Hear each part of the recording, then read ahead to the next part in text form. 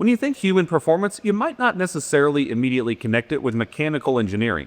But one team of researchers at OSU is using expertise in both fields to help people be healthier.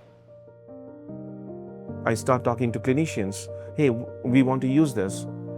And of course, we get the feedback. Standing is the barrier.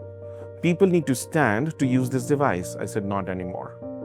You can also make your bones stronger, muscles stronger with sitting.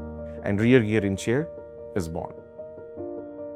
Right now, we're focusing on the next adaptation of REARGEAR, which is for sit-to-stand motions. So the subject is going to wear a harness connected to the machine, and so whether they sit down or stand up, the pistons will basically retain them. So when they sit down, so that they don't go down too fast. And when they stand up, the pistons are going to pull on the harness to help them stand up. And so again, overall through the rehab, we hope to decrease the forces that are applied to the subject, and so they can do the motion by themselves. The system replaces traditional weights with a cable and piston setup, making rehabilitation less intimidating while still building strength. It's intended for older adults, so we decrease the forces, we get rid of any weights, so the weights are applied via pistons. So psychologically, it's less daunting for people who are going through rehab.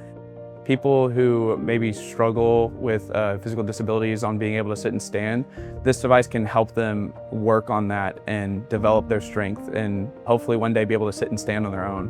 There isn't anything quite like that on the market currently, and we'd really like that to be something to help people kind of have a bit more of a sense of independence again.